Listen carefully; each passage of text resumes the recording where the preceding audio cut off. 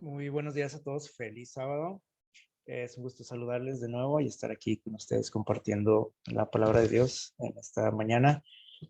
Eh, bueno, como ya vieron en su pantalla, como ya les acaban de comentar, el tema de esta mañana es Yahvé Sebaot.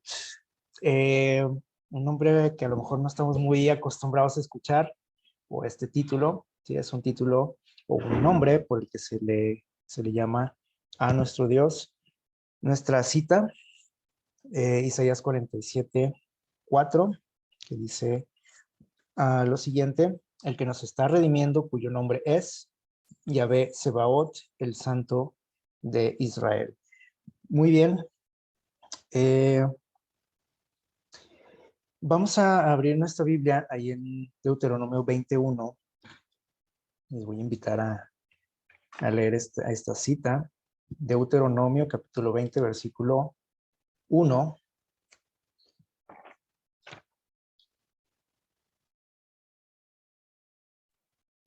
Deuteronomio 21. Miren lo que nos dice por aquí eh, la palabra de Dios. Dice: cuando salgas a la guerra, dice Dios, contra tus enemigos y veas caballos y carros y gente más numerosa que tú, ¿cuál es el consejo de Dios o la orden de Dios? Dice: no te atemorices ante ello. Eh, ¿Qué les parece esta declaración de Dios? Dice: aunque veas ejércitos más numerosos que tú, más preparados, más equipados que tú, no te atemorices ante ellos. ¿Por qué? Dice: porque Jehová tu Dios está contigo. Y él dice: el mismo que te hizo subir de la tierra de Egipto. Dios les está recordando aquí al pueblo de Israel la manera en que los liberó de Egipto, ¿sí? Donde ellos no tuvieron que hacer nada, simplemente pues seguir indicaciones, ¿no?, de Dios. No tuvieron que pelear contra el ejército egipcio. Eh, y Dios les dice: acuérdate cómo te saqué, así que aunque veas, dice, ejércitos, carros, caballos más numerosos que tú, no te atemorices cuando vayas a la guerra. Este título que se da Dios a sí mismo, porque él a sí mismo se llama Yahvé Sebaot, y así, más o menos así se escribe, bueno, no se escribe porque las letras hebreas son diferentes, pero ya transliterado es así, ¿no? Eh, Yahvé Sebaot, ya más latinizado. Está conformado este título por estos dos nombres, Yahvé y Sebaot. ¿Qué significa? Dice aquí. En alguna de sus Biblias, estoy seguro que bueno, la mayoría dice Jehová de los ejércitos. Ya este nombre como que nos suena un poquito más, ¿no? Jehová de los ejércitos. Así Dios se autodenomina. En muchas ocasiones él dice: yo soy Jehová de los ejércitos. ¿Por qué Dios se nombra así, a sí mismo? Bueno, Dios quiere, como nos dice en este texto, en Deuteronomio 21, quiere que siempre recordemos que Él es el Todopoderoso, ¿sí? Y que Él está protegiendo a su pueblo y está a favor de su pueblo, de sus hijos. Así que aquí en este texto les dice: aunque cuando vayan a la guerra, aunque vean ejércitos más numerosos que ustedes, no teman, porque yo soy Jehová de los ejércitos, yo estoy con ustedes, ¿sí? Y les hace recordar la forma en que los ha ayudado en el pasado. Así que dice: Él es el Señor de los ejércitos del Israel espiritual, al que pertenecemos nosotros. Dice: ejércitos de los cielos y de la tierra, del poderío militar, de los seres celestiales y de los ángeles, ¿sí? ¿Se acuerdan cuando se apareció ante Josué, Jesús, como un guerrero, como un soldado? Y él también le dijo: sabes que yo soy él, el capitán, el jefe del ejército de Dios.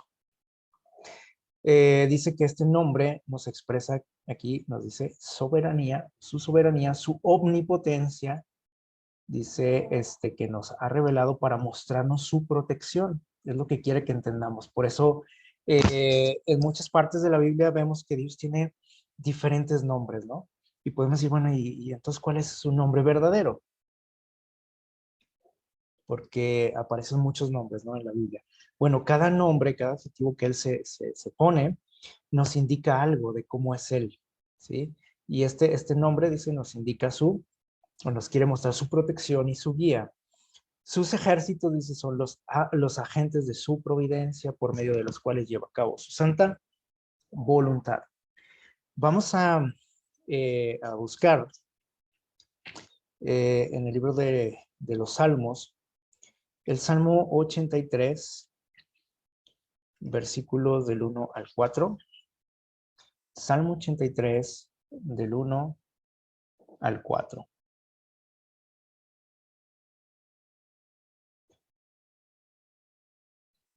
Salmo 83, del 1 al 4. Voy a pedirle a alguien que nos ayude a darle lectura. Salmo 83, del 1 al 4. Alguien que lo tenga ya por ahí, que nos quiera compartir esta lectura.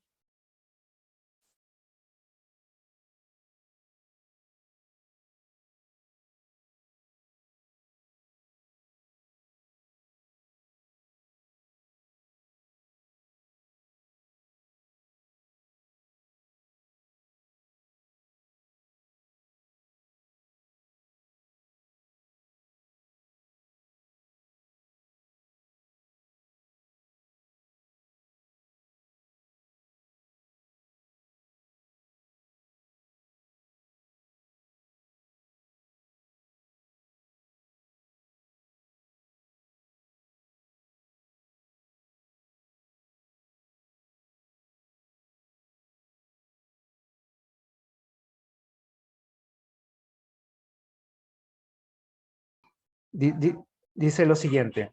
Vamos a darle lectura. Dice, oh Señor, no guardes silencio, no calles ni estés quieto, pues he aquí, rugen tus enemigos, eh, y los que te aborrecen alzan la cabeza. Astutamente traman conjura contra tu pueblo y conspiran contra tus protegidos. Han dicho, perdón, dice, venid y destruyámoslos para que no sean una nación, ni haya más memoria del nombre de Israel.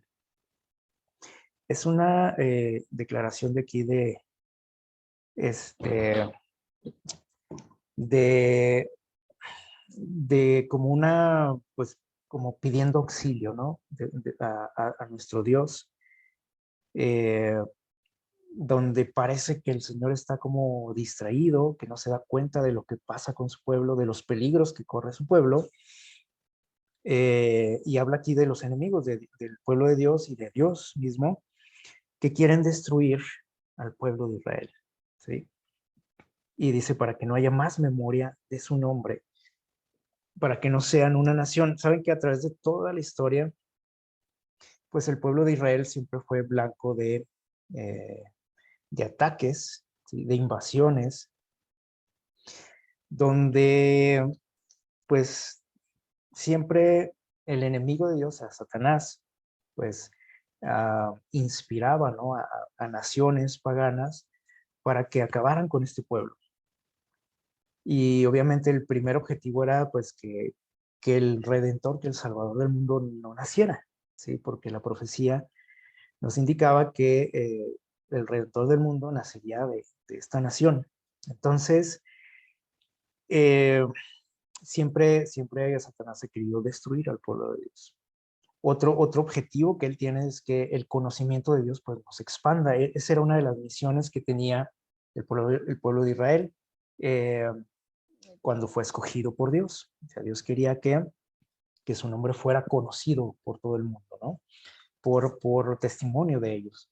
Y eso obviamente no conviene al enemigo, ¿no? Ni a sus planes, ni a su causa. Así que él siempre quiso, pues, oponerse, ¿no? Y destruir a este pueblo. Y vemos historias muy dramáticas en la Biblia, donde parecía que el pueblo de Israel iba a ser aniquilado, donde parecía que todo estaba perdido, y Dios tuvo que intervenir de manera así sobrenatural, de manera milagrosa, acabando con los enemigos de su pueblo. Tenemos, por ejemplo, la historia del pueblo de Israel cuando sale de Egipto, de la esclavitud, cuando el ejército del faraón los iba persiguiendo, y Dios les abrió un camino a través del mar, y el faraón ahí va detrás de ellos también, ¿verdad? Pero Dios actúa y finalmente, bueno, se deshace de ese ejército. Cuando parecía que todo estaba perdido. Vemos la historia de Jericó, ¿se acuerdan? Donde el pueblo de Dios lo único que tuvo que hacer fue marchar alrededor de una ciudad. Eh, Ellos no sabían cómo podían conquistar a esa ciudad. No se veía por dónde. Era una ciudad casi invencible, ¿no? Por sus murallas, pero para Dios no fue problema, ¿sí? Conocemos la historia de Gedeón contra el ejército madianita. Con 300 hombres nada más, Dios hizo un milagro por ahí, una proeza, ¿no? Y, y el ejército madianita lo superaba por mucho, ¿sí? En cuanto a cantidad de hombres. Eh, Vemos historias como por aquí mencionamos la otra vez, ¿no? A Débora, ¿se acuerdan? El sábado pasado, que venció a los cananeos, también de una manera milagrosa. Sí, bueno, Dios la utilizó a ella, ¿no? A Débora, pero realmente Dios fue el que acabó con ese ejército. De una manera también sobrenatural. Vemos la historia del rey Josafat cuando enfrentó a una alianza por ahí de varios reyes. Y también aquí en este caso el pueblo de Israel no tuvo que hacer nada más que salir a la batalla, pero no iban a pelear y Dios dijo, ustedes no van a hacer nada, no más van a ver. Y derrotaron a los amonitas y a los moabitas. Y otro caso así bien famoso, bien conocido, es la derrota de los asirios, ¿sí? Cuando estaba reinando por ahí en el pueblo de Israel, eh, Ezequías, ¿sí? El rey Ezequías, donde también los asirios tenían sitiada la ciudad. El rey Ezequías acude a Dios y un ángel dice que acabó con ese ejército de 185,000 hombres. Entonces, este título de Jehová de los ejércitos o Yahvé Sebaot o Jehová Sebaot nos hace alusión a todas estas historias de cómo Dios protege a su pueblo, Jehová de los ejércitos. Y la indicación de Dios es no temer. Dice, no importa lo que veas a tu alrededor, cómo veas la situación, yo voy a estar contigo, dice el Señor, yo voy a pelear por ti. Y eso es algo que debiera para nosotros, porque podemos decir, bueno, pues sí, pero yo no soy guerrero, yo no soy un soldado, yo no voy a enfrentar ejércitos. Bueno, pero enfrentamos situaciones complicadas, ¿no? En nuestra vida. Problemas familiares, de trabajo, en la escuela, enfermedades, como lo que vivimos hoy, eh, planes frustrados, o sea, cosas que nos agobian, ¿sí? Y Dios no quiere que nos atemoricemos ante las situaciones, que recordemos que Él está con nosotros, que Él nos protege, ¿sí? Si nosotros estamos de su lado. Así que eso es lo que nos indica este nombre, Jehová Sebaot. Hay ahorita en nuestro mundo mucha agitación, mucha temor, hay mucho temor también eh, por lo que está pasando del otro lado del mundo, en Ucrania. Ustedes han visto noticias, han visto escenas, videos. Lo que está pasando allá es algo pues muy triste, ¿no? La gente está huyendo de su país, a países vecinos, incluso a nuestro continente, a los Estados Unidos principalmente, gente de Ucrania y hasta rusos también. Eh, y hay mucha preocupación, y no solo en este país, en Ucrania, sino pues principalmente en los países que están por ahí a los alrededores, que sienten que en algún momento se van a ver afectados, ¿sí? Por esta situación y que no, la gente no ve cómo pueda tener un fin esto. O sea, la gente no dice, bueno, esto va a pasar, ¿no? O sea, la gente está preocupada y la gente, mucha gente está consciente de que esto va a ir de mal en peor. Entonces, bueno, por si fuera poco, ¿no? De lo que estamos pasando con la pandemia, pues se vienen estas cosas, que bueno, todos sabemos que son eh, señales, son avisos de que Jesús está muy cerca, más de lo que nos imaginamos.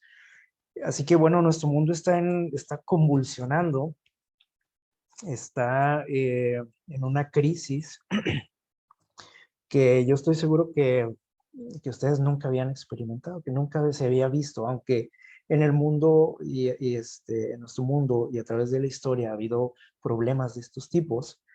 eh, Todo lo que vivimos es algo fuera de serie, porque son cosas que pasan a diario, ¿sí? Los desastres, las guerras, las enfermedades. En la antigüedad o en años anteriores, pues pasaba una guerra y era como que nada más durante ese tiempo pura guerra, ¿sí? Ya después se venían las pestes, ¿verdad? Como consecuencia de las guerras, por ejemplo. De pronto había algún desastre, que un huracán, un terremoto, etcétera. Pero lo que vemos hoy es de todos los días y pasa de todo, ¿sí? Hasta en un día, ¿no? Donde vemos que parece que no hay descanso, no hay tregua, ¿no? En cuanto a las situaciones complicadas que enfrentamos. Y esto en especial, esto que estamos viendo hoy, debe de abrir nuestros ojos, debe de alertarnos, debemos de estar muy atentos a lo que está sucediendo en nuestro mundo. ¿Por qué? Bueno, ahorita vamos a ver por qué. Eh, pues este problema, aunque de repente amanecimos con una noticia así, ¿no? Donde parecía que todo estaba tranquilo, bueno, relativamente tranquilo, este, y que mucha gente decía, bueno, ya parece que la pandemia se está calmando, eh, ya nos va a dejar en paz y se viene esto, ¿no? Eh, ¿Por qué pasa esto? Bueno, es un problema, les digo, que ya tiene tiempo, ¿no? Al menos de hace algunos eh, 6 años aproximadamente, este, pero que comenzó, ¿no? Más o menos, el problema así más tenso. Y de repente, bueno, hace algunos días amanecimos con esa noticia, ¿no? Que había estallado una guerra. Eh, y parece que fue como que de la nada, ¿no? Decimos, pero ¿por qué? O sea, hay unos que ni siquiera nos damos cuenta por qué están peleando, ¿no? Que pelean, incluso, a lo mejor muchas personas que viven allá tampoco entienden, ¿sí? El porqué de esto. Eh, pero como decíamos, bueno, esto no debiera de sorprendernos, ¿sí? A los que conocemos la palabra de Dios, no debiera de sorprendernos. ¿Por qué? Porque esto es lo que Dios dijo que pasaría, ¿sí o no? Al contrario, lejos de sorprendernos o de preocuparnos, debemos de prepararnos, de alegrarnos, de saber que Jesús está cerca. Miren, vamos a hablar un poquito acerca de este país que está involucrado en este problema, eh, o el principal causante, podríamos decir, eh, el país de Rusia, ¿sí?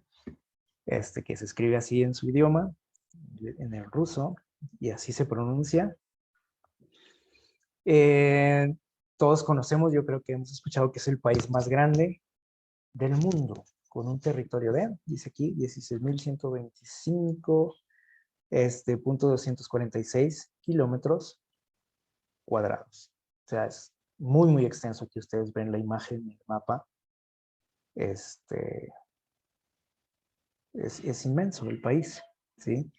Colinda con 16 países, imagínense. Aquí nosotros colindamos nada más con 3, ¿no? Si no me equivoco, con Estados Unidos, Guatemala y Belice, ¿verdad?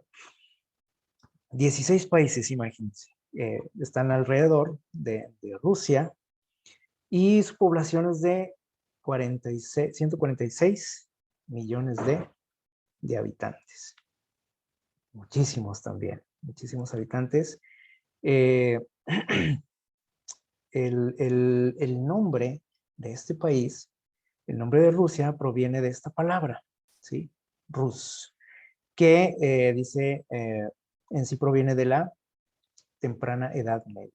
Ahí surgió de repente esta palabra, este nombre Rus, usado, dice aquí, por los eslavos para referirse a un grupo de comerciantes guerreros nórdicos, o sea, los vikingos, que eran llamados varegos, me parece, por los bizantinos, ¿sí? Y, bueno, son los vikingos, ¿no? Los eslavos, que era la gente que habitaba por ahí en esas regiones, les llamaban Rus. Y dice que se trasladaron desde el otro lado del mar Báltico, ¿sí? De allá de donde ellos provenían, del norte de Europa, en el siglo IX.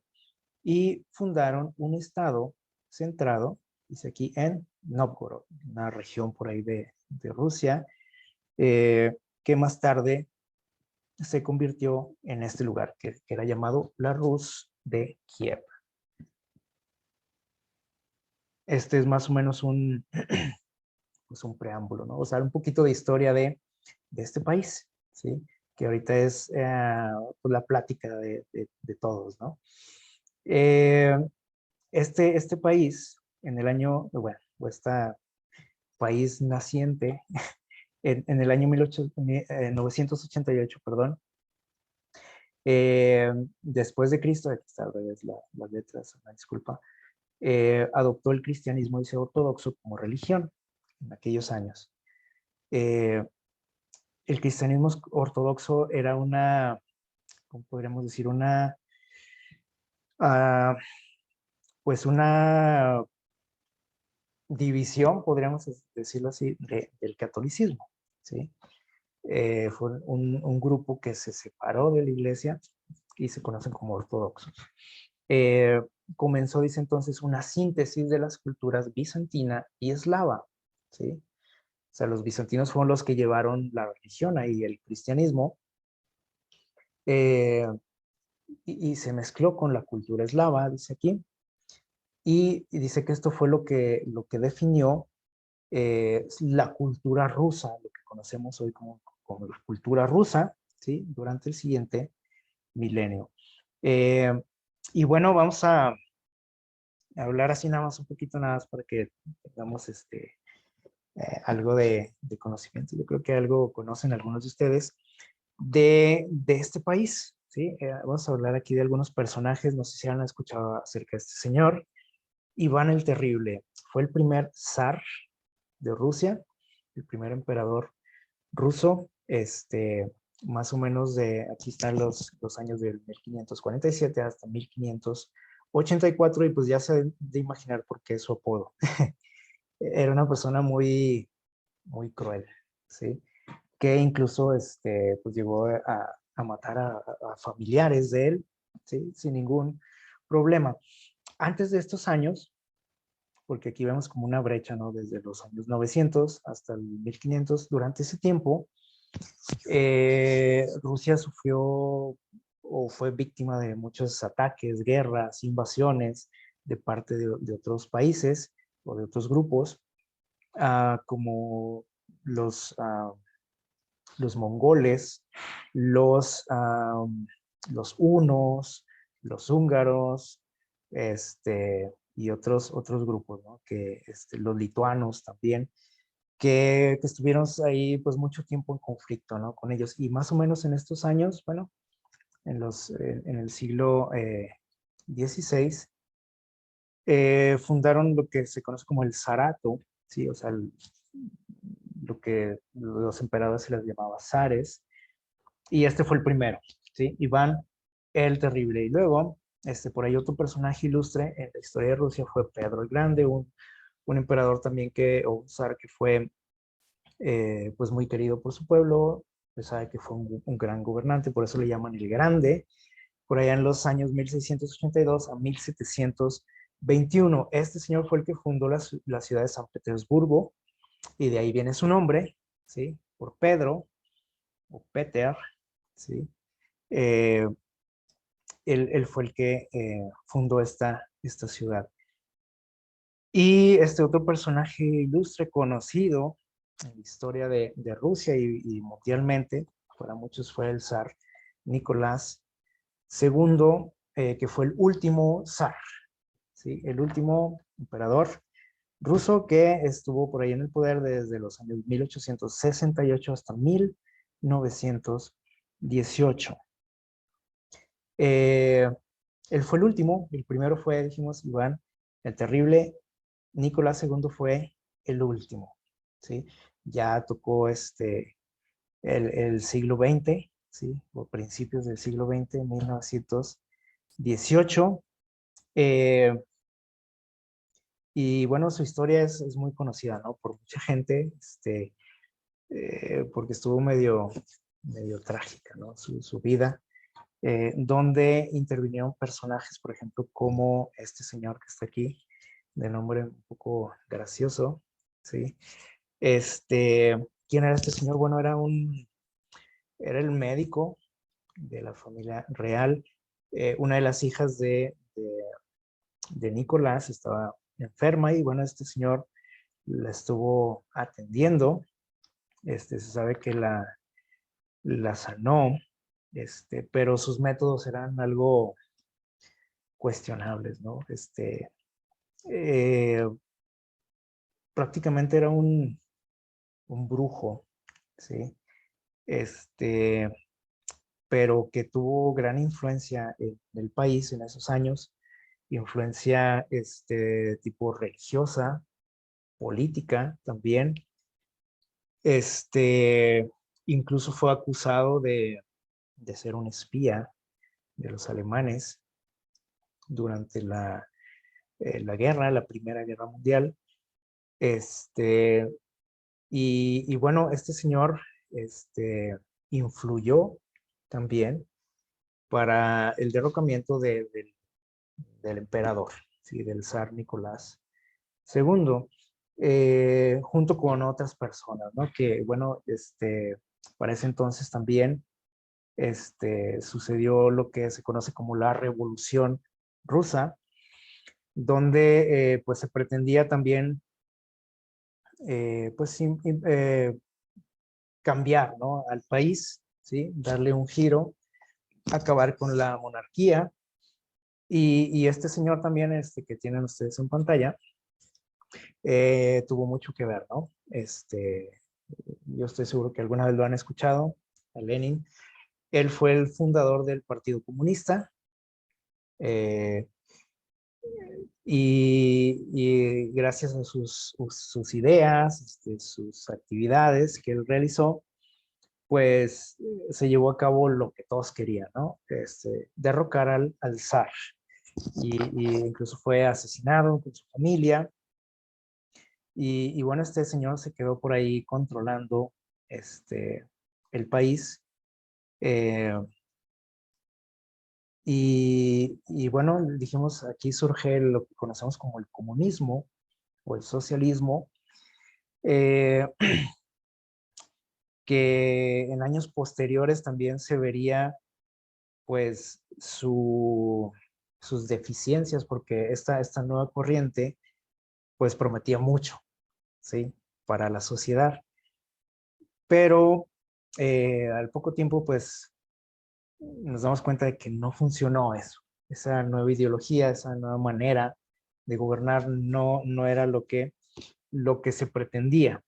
Y basta ver lo que fue el gobierno de este señor, de Stalin, que algunos dicen que fue uno de los hombres más sanguinarios de la historia, ¿sí? Este, y saben que un pueblo que sufrió mucho durante su gobierno fueron los judíos, ¿sí? Y ahí hay muchas historias, ¿no? Acerca de ese periodo, de cómo eran maltratados, asesinados los judíos, el pueblo de Israel. eh, y saben que muchos siempre hemos pensado que el principal enemigo del comunismo es el capitalismo. Eso se nos dice, ¿no? Pero ¿saben cuál es el principal enemigo de esta corriente del comunismo? El principal enemigo es Dios y el cristianismo. Y durante el tiempo que este régimen estuvo en el control, en el poder, pues la religión también fue suprimida, ¿sí? Y hasta no hace mucho tiempo todavía era muy complicado ser cristiano en este lugar, ¿sí? En este país. Eh, Así que, pues también aquí el pueblo de Dios sufrió mucho durante décadas, ¿sí? No nada más en el gobierno de este señor, sino los que siguieron, ¿ok? Este, para ese tiempo, pues se formó lo que conocemos también como la Unión Soviética, la URSS, Unión de Repúblicas Socialistas Soviéticas, eh, donde varias naciones se anexaron, ¿sí? A este país. Eh, y bueno, se volvió más grande todavía, ¿no? De lo que ya era. Eh, y bueno, este país, fíjense bien, fue una pieza determinante, por ejemplo, en la derrota del ejército nazi. De hecho, ellos fueron los que ganaron la guerra, no los gringos, como también muchos pensamos, fueron los rusos los que aplastaron a Hitler y a su ejército. Eh, Cuando Hitler invadió Rusia o quiso invadirla, pues se topó con algo que no contaba, ¿no? Con las inclemencias del tiempo de este país y eso, bueno, les afectó, ¿no? Bastante. Y después vino el desquite, ¿no? De los rusos. Eh, Ellos también invadieron Alemania, entraron a Berlín y dieron pues el golpe final en la Segunda Guerra Mundial. Eh, Posteriormente, comenzó algo que alguna vez hemos escuchado, yo creo también, como la Guerra Fría. No había balazos aquí, no había bombardeos, ni nada, era una guerra de tipo ideológica, ¿sí? Entre estas dos naciones que ven ustedes por aquí, que ahora eran las dos superpotencias, ¿no? En el mundo, y se estaban disputando pues el control. Y hay muchísimas historias, ¿no? Acerca de esto también que duró pues bastante tiempo, más o menos del año 47 hasta el 89, ¿sí? Muchísimos años, ¿no? Así que, y durante ese periodo, pues hasta otros países se vieron por ahí involucrados, ¿no? No nada más Estados Unidos y Rusia, sino países aliados, ¿verdad? Como Cuba, por ejemplo, donde, pues Rusia intervino, en algunos problemas que hubo por ahí en Cuba, en África, ¿sí? Y bueno, a partir de aquellos años empezó a haber un pique, ¿no? Entre estas dos naciones hasta nuestros días. Cuando de repente este país, pues de la nada, pareciera que de la nada, de repente se levantan y dicen, bueno, pues vamos a atacar a Ucrania, ¿verdad? Vamos a apropiarnos, ¿no? De sus riquezas, de su país. Y bueno, eh, dijimos que esto duró hasta el 89. Y en esos años, el mundo se dio cuenta de que el comunismo pues no era lo que pintaba, ¿no? La gente de ahí pues ya lo sabía, ¿no? Los rusos, porque estaban sufriendo, la pasaron mal durante mucho tiempo, Sin embargo, el mundo no lo sabía porque se le vendía al mundo de que pues eso era lo máximo, ¿no? Ese tipo de gobierno era lo mejor, el comunismo, y nada más se sabía pues, lo que informaba el gobierno, pero no se sabía lo que estaba pasando con la gente, con los habitantes de aquel país. Y bueno, finalmente este, esta forma de gobierno pues se acaba, ¿no? Se viene abajo a finales de los ochentas y a este señor le tocó pues ese gran desafío, ¿no? O enfrentar ese grande problema, ¿no? De esa transición, ¿sí? De, de que ahora qué iba a hacer, ¿no? Cuando se vino abajo el comunismo, cuando se disuelve la Unión Soviética, bueno, él entró al quite, ¿no? Y este señor Gorbachev, yo estoy seguro que algunos de ustedes lo escucharon, ¿no? En algún momento, estuvo en el poder desde el 85 hasta 1991, ¿sale? 1991, si no me equivoco, este señor renunció, ¿sí? Renunció y bueno, llegó al poder otro personaje, de nombre Boris Yeltsin, desde el año 1991 hasta el 2000, o sea, ya más para acá, más cerca de nosotros. Durante este periodo, pues se quiso reconstruir al país, darle pues un nuevo rumbo, y a ese periodo se le conoce como la perestroika, que significa como reconstrucción, ¿sí? Eh, Después de estos años, de los 2000 también, este, se acaba el gobierno de Yeltsin y entra en la historia este señor, que es ahorita que anda en boca de todos, ¿no? Vladimir Putin, que empezó a gobernar desde el año 2000, o sea, ya tiene su tiempo, ¿no? En el poder. Fue reelecto también. Y hay algo muy, muy interesante con este señor y vamos a estudiar un poquito este asunto. Eh, Desde que él llegó al gobierno, este, se dedicó a anexar territorios al país, ¿sí? O sea, lugares que se habían perdido, que se habían separado de lo que era la antigua Unión Soviética, pues él comenzó otra vez como a tratar de juntarlos y de invadirlos y de apropiarse de sus lugares nuevamente. Muchas veces pues ni cuenta nos damos, ¿no? De lo que ha pasado, hasta con algunas regiones, ¿no? Porque hasta hoy, bueno, es como un escándalo mundial. En otras ocasiones ha sido algo como más interno, que no suena mucho, pero bueno, eh, este señor ahorita está de moda, ¿no? Ya está odiado por mucha gente. Eh, pero bueno, ahorita bueno, les digo, hay mucha preocupación, ¿no? En el mundo por lo que está haciendo este hombre, que parece que no hay nada que le pueda convencer o hacerse pues, que se retracte de lo que está haciendo o que se detenga. Él está empeñado, ¿no? En algo y no le importa que tenga que enfrentarse a quien sea, ¿sí?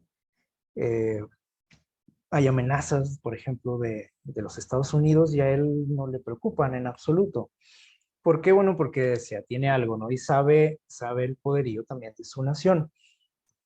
Eh, Actualmente este país, dice por aquí que es el primero y más grande de los estados socialistas y es una superpotencia reconocida como tal. O sea, es una potencia mundial en muchos sentidos. Dice que es el 11º país en cuanto a riqueza, en cuanto a economía y tiene el tercer puesto en cuanto a presupuesto militar. O sea, dedican mucho a qué? Pues a desarrollar, engrandecer, a preparar a sus ejércitos, ¿sí? Que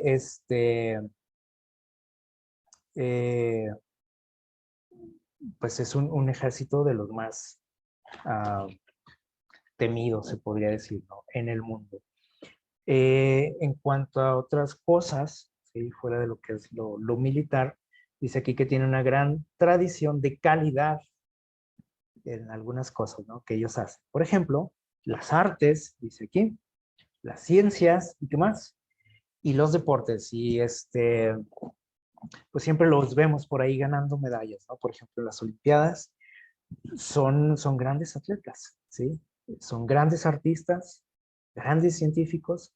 Dice aquí que son de qué? De calidad, ¿sí? O sea, algo que admirarles, ¿no? A ellos.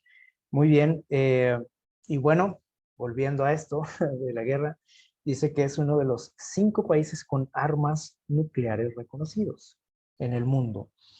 Posee el mayor arsenal de armas de destrucción masiva del mundo, más que Estados Unidos, ¿sí? Tiene el segundo ejército más poderoso del mundo, también después de Estados Unidos, el cuarto país, dice, con gasto militar más alto. Así que, pues, no es cualquier cosa, ¿no? Este país. Eh, y bueno, ¿por qué estamos hablando de esto? Bueno, vamos a abrir nuestras Biblias en el libro de Ezequiel. Vamos a leer por ahí en el capítulo 38. Vamos a Ezequiel 38. Les voy a invitar ahí a leer. Ezequiel 38.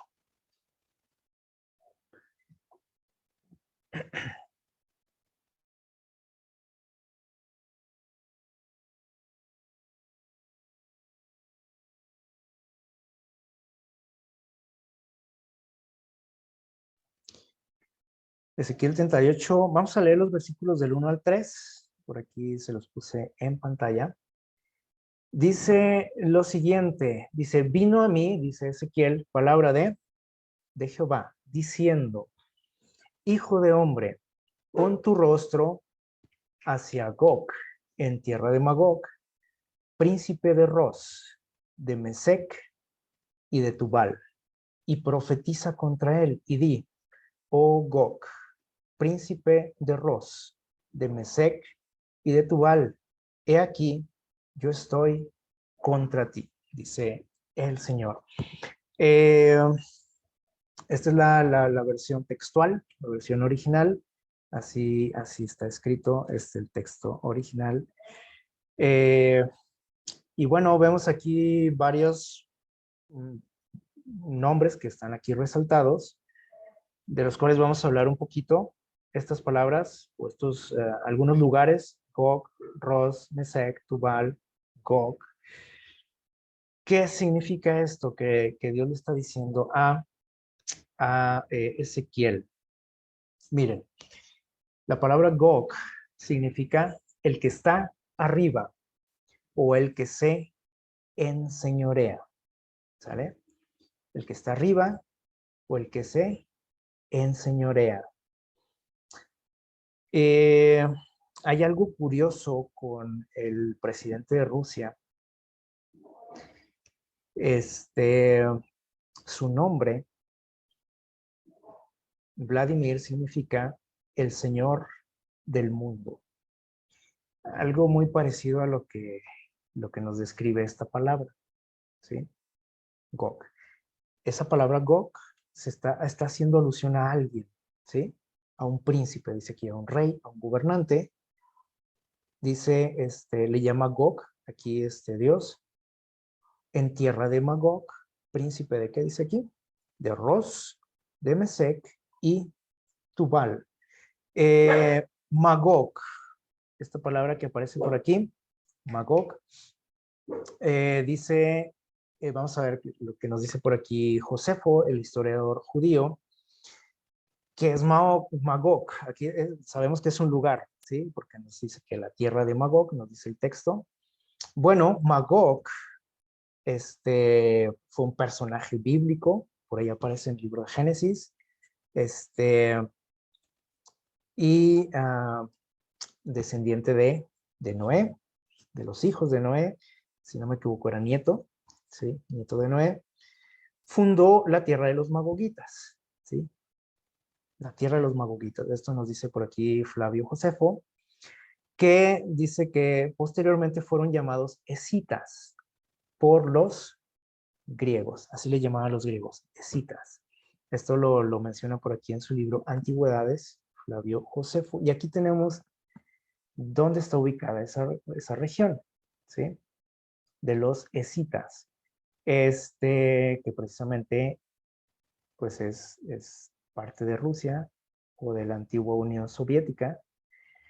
Por acá abajo, no sé si ubican, acá está Arabia, por acá está Turquía, por aquí está Pakistán, ¿sí? Y esta era la tierra de los escitas, ¿ok? Así les llamaban los griegos, o magogitas, ¿ok? Ah, así que bueno, ya vimos más o menos de qué nos habla este texto. Según la Enciclopedia Británica y la International Standard Bible, la Biblia Internacional Estándar, dice que los escitas vivían en el norte del Mar Negro, que está por acá, ¿sí? Al norte del Mar Negro, acá está toda esta región que está demarcada. Dice, y al norte de las montañas del Cáucaso. Gesenio, el erudito hebreo, nos dice algo interesante también. Dice que los descendientes de Magog eran, dice, un pueblo grande y poderoso que habitaba en los remotos extremos del norte. ¿Sí? No nada más decir que habitaba hacia el norte, sino en los extremos del norte. Lo más al norte, podríamos decir, del mundo. ¿Ok? Y aquí lo tenemos, ¿sí? Todas estas regiones las habitaron ellos, los magogitas. Dice aquí, era nieto de Noé, dijimos ahorita, esto se menciona en Génesis 10:2, ustedes pueden checarlo por ahí. Hijo de Jafet, el hijo de Noé. Dice, por aquí, esta palabra Cáucaso, ¿sí? Que hasta incluso así se le denomina a un grupo étnico, ¿sí? Los caucásicos. Esta palabra Cáucaso significa fortaleza de Gog. Y existen dos tipos de razas magogitas, dice por aquí, lo que se conoce como la raza jafética europea y la raza urania, ¿sí? Como que se dividió por ahí en dos, ¿no? En dos grupos étnicos. Habitaron entre el mar Báltico y los montes Urales, ¿ok? Que es la región de Rusia, ¿ok? Llamados sármatas por los romanos, así le llamaban ellos, los sármatas, y también dice conocidos como eslavos y rusos, que dieron origen a la fundación de países, por ejemplo, como de la antigua Checoslovaquia, ¿sí? Que ahora son dos países, la República Checa y Eslovaquia, y también la antigua Yugoslavia, que también se dividió y se fragmentó en varios países, ¿no? Como Serbia, Croacia, Bosnia, Sarajevo, ¿qué más hay por ahí? Eslovenia, ¿ok? Ellos son eslavos, todos esos países son eslavos, eh, y habitaron en esas regiones, ¿sí? En la actual Rusia. Muy bien, ¿qué más tenemos por aquí? Bueno, el nombre Ros que aparece por ahí en el texto, donde le llama por aquí a este personaje Gog, le llama príncipe de Ros, ¿ok? Dice, algunos eruditos de la Biblia, como Gesenio, que acabamos de mencionar ahorita, dice, creen que el nombre moderno de Rusia se deriva del antiguo lugar llamado Rosh, porque suena similar, ¿sí? Y también dice porque ciertos escritores griegos del siglo X describían a la gente que vivía en el área que más tarde se llamó Rusia, ¿sí? Los griegos, los escritores griegos les llamaban Ros a esta gente, a estos pueblos que habitan que habitaban, perdón, en lo que actualmente es Rusia. Y ya vimos también cómo les llamaban Rus, ¿sí? O sea, es muy, muy similar, ¿no? La palabra. Mesec es otra palabra que menciona por ahí, príncipe de Mesec, de Ros, de Mesec. Mesec también fue hijo de Jafet, ¿sí? También está por ahí en Génesis 10:2, ahí lo pueden checar. Dice, los descendientes de este hombre vivieron en Asia Menor o Capadocia, por ahí donde está Turquía actualmente, ¿ok? Más tarde fueron desplazados por sus enemigos hacia el norte, hacia Rusia, ¿sí? Que colinda con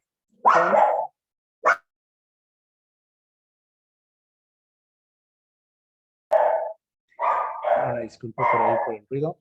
Dice, los descendientes de este hombre fueron desplazados hacia el norte, ¿sí?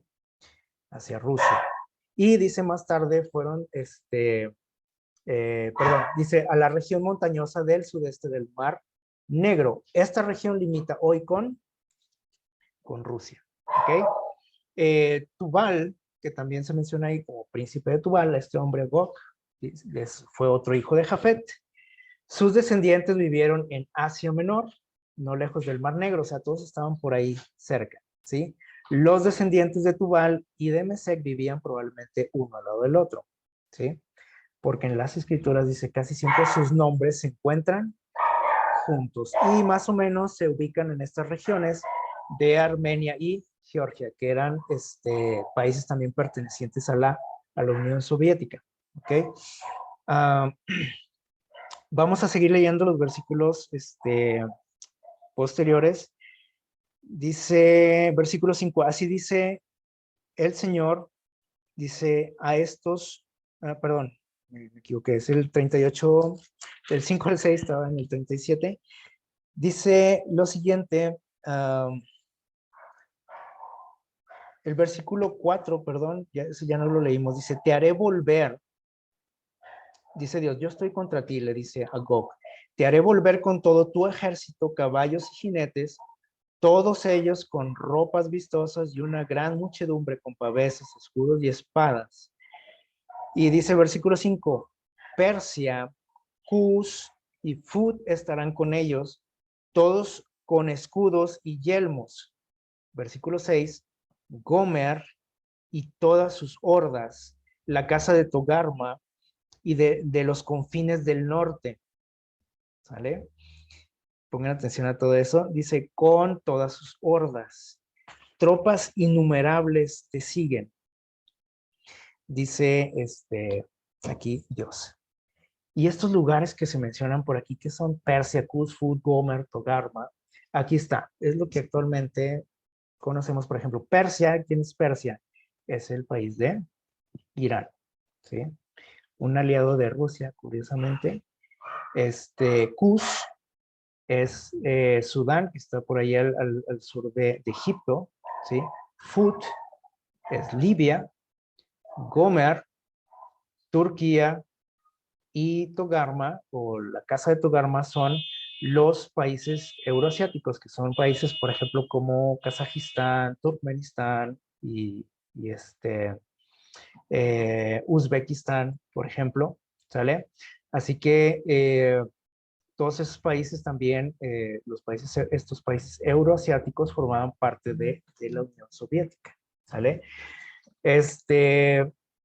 Y estos países que se mencionan por aquí, Turquía, Libia, Sudán, Irán, algunos que son aliados de los rusos, aparte también tienen algo en común, ¿sí? Que todos ellos son musulmanes, ¿sale? Y los musulmanes también sabemos que son enemigos de Israel, ¿sí? Del pueblo de Israel. Sigue diciendo por ahí del 8 al 13, vamos a leer los textos. Dice, de aquí a muchos días, no, perdón, vamos a leer del 7, ¿sí? Del 7 en adelante dice, tú y toda tu multitud reunida contigo, prepárate y apercíbete y sé tú su caudillo, le dice a este señor de nombre Gog, ¿sale? De aquí a muchos días recibirás una orden. ¿De parte de quién? De parte de Dios, fíjense bien.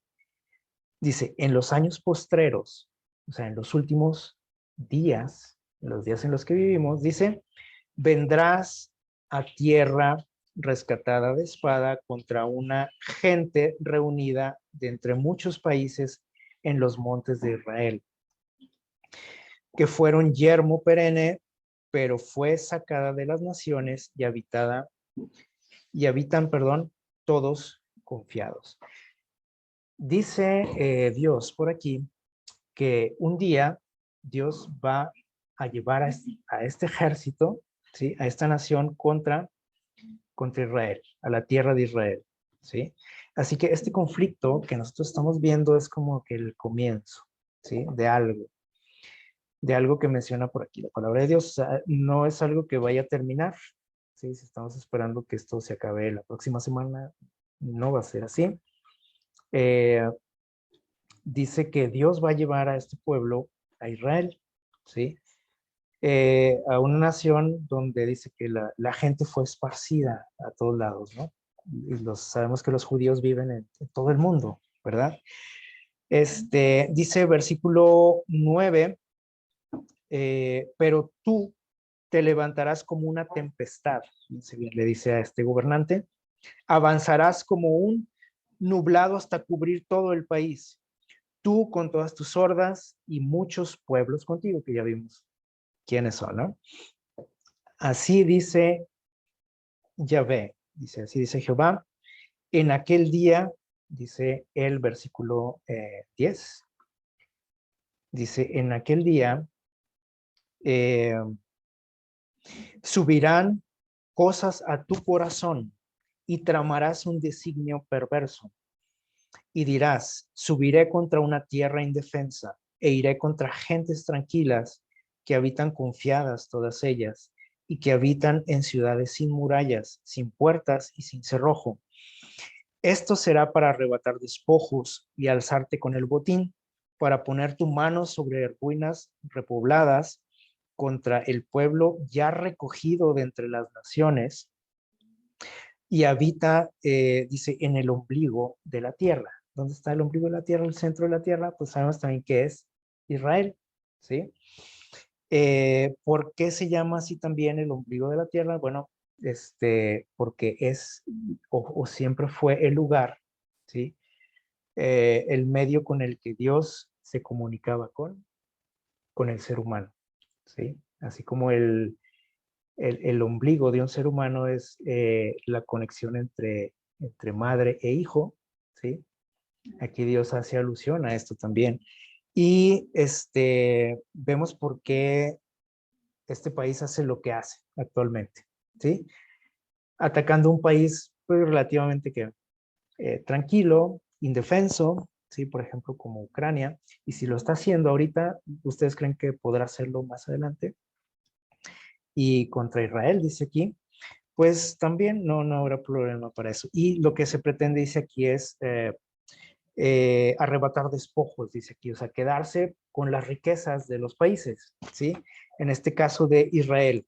Y dice por aquí el versículo 14, perdón, el 13, dice, Sabá y Dedán y los mercaderes de Tarsi y todos sus príncipes te dirán, has venido a arrebatar despojos, has reclutado tu milicia para alzarte con el botín, para robar plata y oro y tomar ganados y posesiones y arrebatar grandes despojos. Estos lugares también que se mencionan aquí como Sabá y Dedán son Arabia, Dedán es Arabia, ¿sí? Sabá es el país de Yemen, o esa región, que también son países árabes, ¿sí? Enemigos de Israel. Tarsis es un lugar en Europa, en el Mediterráneo, ¿sí? Que comprendía lugares como Túnez, España, y por ejemplo el país de Túnez, también es un país musulmán, ¿sí? Un país árabe. Y vamos a seguir leyendo del 14 en adelante. Dice, por tanto, fíjense en lo que va a pasar, dice, por tanto, hijo de hombre, profetiza, le dice nuevamente Dios a Ezequiel, le dice, profetiza y di a Gog, a este gobernante. Así dice Adonai Yahvé, en aquel tiempo, cuando mi pueblo Israel habite con seguridad, no lo sabrás tú. Entonces vendrás de tu lugar, de las regiones del norte, tú y muchos pueblos contigo. Todos ellos, dice, a caballo, gran multitud y poderoso ejército. Y subirás contra mi pueblo Israel como un nublado cubre la tierra. Ello ocurrirá, ¿cuándo? Dice ahí. ¿Cuándo va a pasar esto? En los últimos días. Dice, y yo te traeré sobre mi tierra para que las naciones conozcan cuando yo, oh Gog, sea santificado en medio de ti, delante de tus ojos. Aquí está el objetivo de todo esto que estamos viendo en el mundo, que decimos, ¿por qué Dios permite tanta cosa, no? Dios tiene un plan y va a terminar en esto. Dice Dios que Él quiere que, dice por ahí en el versículo, ya se me perdió, versículo 16, ¿sí? Dice Dios que Él será santificado y glorificado a través de esto. Ese es el objetivo de Dios. Dice, versículo 17, así dice Adonai Yahvé, ¿no eres tú aquel de quien hablé en tiempos antiguos? Los cuales, por medio de mis siervos, los profetas de Israel, dice, los cuales ya entonces profetizaron que yo te habría de traer sobre ellos. Israel sabía esto y lo sabe, ¿sí? Dice, y en aquel tiempo, cuando Gog venga contra la tierra de Israel, dice Adonai Yahvé, acontecerá que mi ira se levantará con mi aliento, porque en mi celo, en el fuego de mi ira, dice, he predicho que de seguro en aquel tiempo habrá un gran sacudimiento en la tierra de Israel. De manera, dice, que los peces, en otras versiones dice un terremoto, ¿no? Dice, de manera que los peces del mar y las aves del cielo y las bestias del campo y todo lo que repta sobre la tierra y todos los hombres que están sobre la faz de la tierra temblarán ante mi presencia y los montes se desmoronarán y los vallados caerán y todo muro será abatido. Y yo llamaré a la espada contra él en todos mis montes, dice Adonai Yahvé, la espada de cada cual será contra su hermano. Y yo litigaré contra él con peste, con sangre, y haré llover sobre él y sobre sus hordas y sobre los muchos pueblos que están con él un aguacero tempestuoso, un gran granizo, fuego y azufre. Estos son como, esto que nos describe aquí es como las historias, ¿no? que conocemos de cómo Dios ha librado batallas por su pueblo y cómo ha vencido a ejércitos o alianzas de ejércitos a través de la historia o en la historia bíblica. Eh, dice Dios aquí que quiere dar una lección al mundo y a esta nación, ¿sí? Y menciona aquí un terremoto, dice, hará temblar a hombres y animales, dice, por igual, incluso a peces, lo cual nos puede sugerir que tiene que ver con algún tsunami también, ¿sí? Y dice Dios que Él va a pelear esta batalla, ¿sí? Contra este pueblo. Y dice el objetivo, ¿sí? En el versículo 23, así me engrandeceré y me santificaré y seré reconocido ante los ojos de muchas naciones. O sea, Dios quiere que la gente lo conozca, ¿sí? Y que sepan que Él es el Dios Todopoderoso, dice, y sabrán que yo soy Jehová. ¿Qué les parece? Y Dice el versículo, perdón, el capítulo 39, vamos a avanzar ya para ir aterrizando. Dice, y dice, tú pues, hijo de hombre, profetiza contra Gog y di, así dice Adonai Yahvé, heme aquí contra ti, oh Gog, príncipe de Ros, de Mesec y de Tubal. Te rodearé y te conduciré y te haré subir de las partes lejanas del norte, de los extremos del norte, dice otras versiones, y te traeré sobre los montes de Israel y derribaré tu arco de tu mano izquierda y haré que tus saetas caigan de tu diestra. Y todas tus hordas y los pueblos que están contigo caerán sobre los montes de Israel, y te daré por presa a las aves de rapiña de toda especie y a las fieras del campo para que te devoren. Sobre la faz del campo caerás, porque yo he hablado, dice Adonai Yahvé, y enviaré fuego sobre Magog, sobre esta región que estuvimos viendo ahorita. Dice, y sobre los que moran con seguridad en las costas, y sabrán que yo soy Jehová.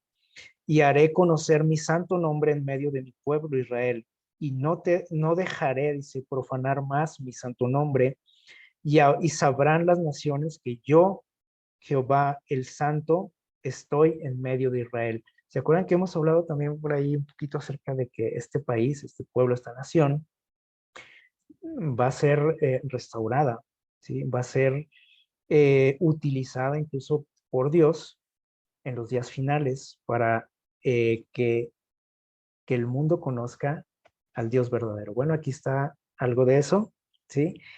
Aquí hay algo de eso y dice el versículo 8, he aquí viene y se cumplirá, dice Adonai Yahvé.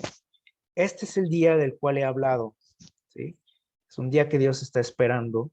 Dice, entonces los moradores de las ciudades de Israel saldrán y encenderán y quemarán armas, escudos, paveses, arcos, saetas, dardos de mano, lanzas. Dice, los quemarán en el fuego durante, ¿cuánto tiempo dice ahí? Durante 7 años, o sea, de tanto armamento, ¿sí? Que van a dejar por ahí. Dice que lo van a quemar durante 7 años. Dice, no traerán leña del campo ni cortarán los bosques, de los bosques, perdón, dice, sino que quemarán las armas en fuego y así despojarán a sus despojadores, saquearán a los que les robaron, dice Adonai Yahvé. En aquel día yo daré a Gog lugar para sepultura ahí en Israel, en el valle de los que pasan al oriente del mar, el cual obstruirá el paso a los transeúntes, pues ahí enterrarán a Gog y a toda su multitud, y los llamarán el valle de Amón Gog. Y dice, y la casa de Israel, los estará enterrando durante 7 meses. Imagínense eso, a los muertos. Dice, para limpiar la tierra. Sí, todo el pueblo de la tierra los enterrará y tendrá fama por ello.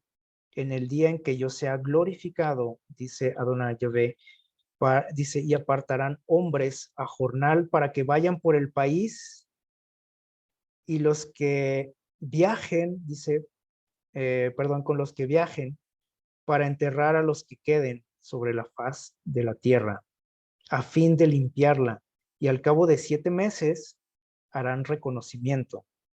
Y cuando los que pasen por la tierra vean algún hueso de hombre, harán una señal junto a él hasta que los sepultureros lo hayan sepultado en el valle de Amón Gog.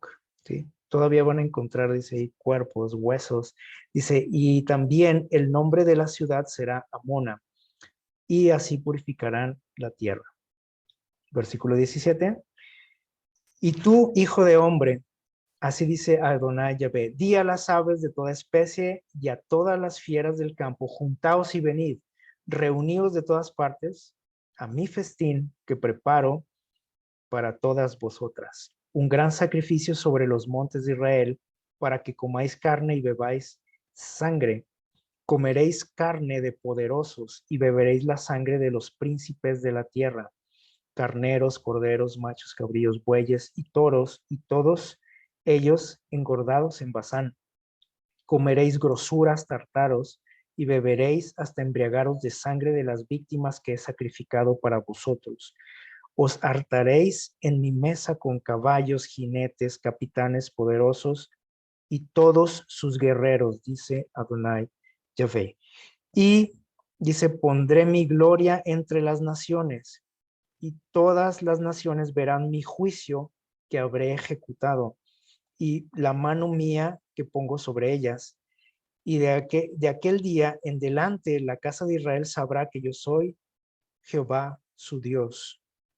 Y las naciones, el resto del mundo dice, sabrán que la casa de Israel fue llevada cautiva por su pecado, fue esparcida por el mundo, dice, por cuanto se rebelaron contra mí. Y yo les oculté mi rostro y los entregué en manos de sus enemigos, y todos ellos cayeron a espada. Conforme a su inmundicia y conforme a sus rebeliones es que hice con ellos, y les oculté mi rostro. Por tanto, así dice Jehová, ahora haré volver la cautividad de Jacob y tendré misericordia de toda la casa de Israel. ¿Sí? Es decir, este pueblo no ha sido desechado como a veces pensamos. ¿Ok? Dice, y me mostraré celoso por mi santo nombre. Dice, y ellos sentirán vergüenza de toda su rebelión con que prevaricaron contra mí, cuando habiten en su tierra con seguridad, y no haya quien los espante. Cuando los haya sacado de entre los pueblos, y sea santificado en ellos ante los ojos de muchas naciones, entonces conocerán que yo soy Jehová su Dios, cuando me manifieste a ellos ante las naciones. Y no volveré a ocultarles mi rostro, porque habré derramado mi espíritu sobre la casa de Israel, dice Adonai Yahvé. Dios dice que va a derramar su Espíritu Santo sobre ellos. Y también sabemos que ellos van a formar parte muy importante en la predicación final del Evangelio, antes de que Cristo venga, junto con el Israel espiritual, con los 144,000.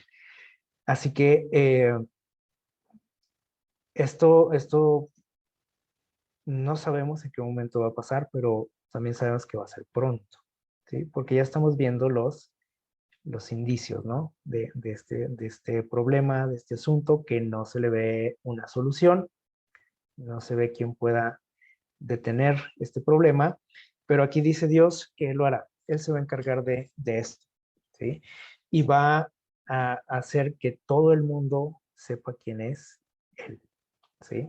Como lo hacía en los tiempos antiguos, en los tiempos bíblicos.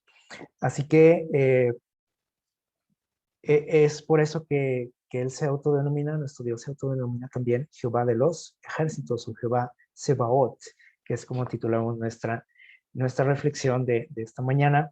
Miren, hay otra alusión por aquí, o aparece ese Gog y Magog, aparece también en el libro del Apocalipsis. Muchos creen que se refiere a lo mismo, ¿sí? A la batalla final entre Dios y Satanás, pero es algo diferente. Hay diferencias y bueno, vamos a comentarlas ya para ir terminando. En Apocalipsis 20, del 7 al 10, vamos a ver lo que nos dice esta cita. Apocalipsis capítulo 20, versículos del 7 al 10. Dice lo siguiente. Dice, y cuando los 1000 años se cumplan, Satanás será suelto de su prisión y saldrá a engañar a las naciones que están en los 4 ángulos de la tierra, a Gog y Magog, al fin de reunirlos para la batalla, cuyo número es como la arena de la mar, y subieron a la anchura de la tierra y rodearon el campamento de los santos, la ciudad amada, y de Dios descendió fuego del cielo y los devoró, y el diablo que los engañaba fue arrojado al lago de fuego y azufre, donde también está la bestia y el falso profeta, y serán atormentados por los siglos de los siglos, dice el texto. No tiene nada que ver. Más bien aquí en Apocalipsis nos está haciendo alusión a lo que pasará antes, ¿sí? En los días finales. Y aquí tenemos las diferencias. Por ejemplo, esto que nos menciona en Apocalipsis dice que va a pasar después del milenio. La guerra esta que estamos viendo, o que leímos ahorita en Ezequiel, es en los días finales, dice ahí. Será en los días antes de la venida de Cristo. ¿Quién provoca esa guerra? Leímos en Ezequiel, es Dios mismo, porque Dios tiene un propósito, ¿verdad? ¿Quién provoca esa guerra final después del milenio? Es Satanás, cuando se ha liberado, dice, para engañar, dice, a las naciones. Eh, esta batalla que estudiamos ahorita en Ezequiel tiene el objetivo de que el mundo sepa, conozca a Dios y que sepa de su poder, ¿sí? Y que sepa del Dios verdadero, ¿no? ¿Quién es Él? El objetivo de esta batalla que aparece en Apocalipsis es acabar con el pecado. Es la batalla final entre el bien y el mal, ¿sale? O sea, no tiene nada que ver una con la otra. Aquí en Apocalipsis nos dice que Dios va a consumir a sus enemigos con fuego del cielo, ¿sí? Algo parecido a lo que nos dice acá en Ezequiel, pero en Ezequiel, por ejemplo, nos habla de 7 años donde la tierra dice, donde va a suceder esto, dice, va a ser limpiada de los cadáveres, de cuerpos, de las armas, dice que las van a estar quemando durante 7 años, durante 7 meses van a estar enterrando cadáveres. Y aquí en Apocalipsis no hay tiempo para juntar cadáveres, ni quien los junte, ¿sí? Porque todos serán destruidos, excepto, bueno, los que estén en la ciudad santa, ¿no?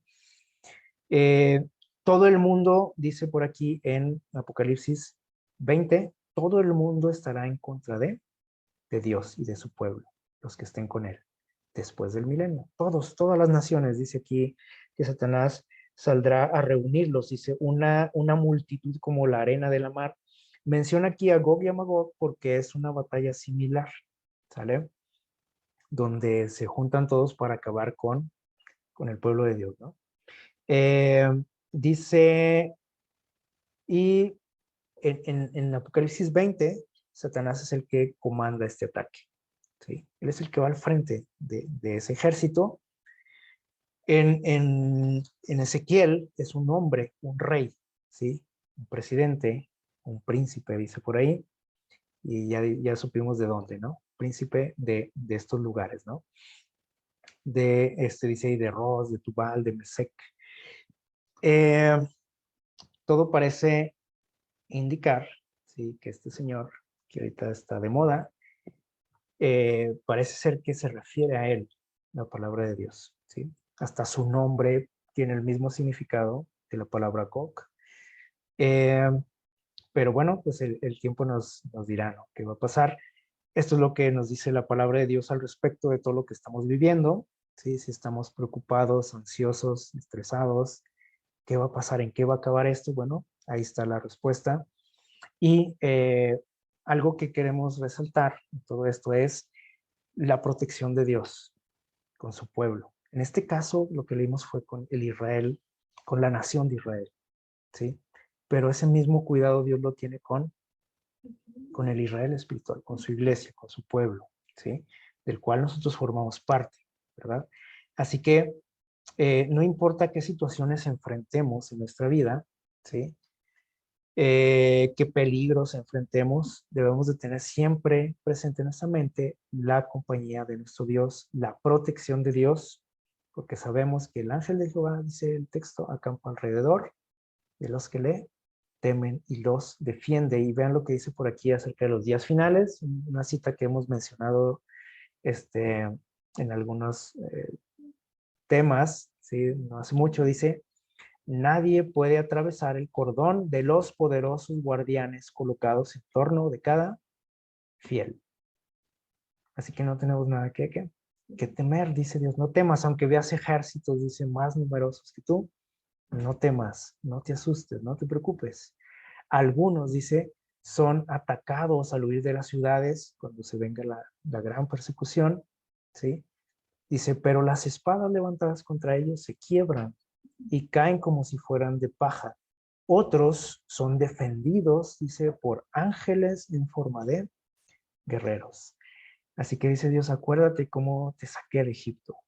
¿Sí? Recuerda mi poder, recuerda quién está de tu lado, quién te protege, quién va delante de ti. Y esto nos debe de alentar, de mantener tranquilos ante todo lo que vemos en nuestro mundo. Aunque dice por ahí un salmo, aunque tiemblen, dice las montañas, y se turbe el mar, yo voy a confiar en ti. Así que Dios nos bendiga, que podamos mantener esas promesas en nuestra mente y que estemos atentos a todo lo que está sucediendo a nuestro alrededor, a cada acontecimiento, que todo ello nos indica que nuestro Dios viene pronto por nosotros. Que Dios les bendiga. Amén.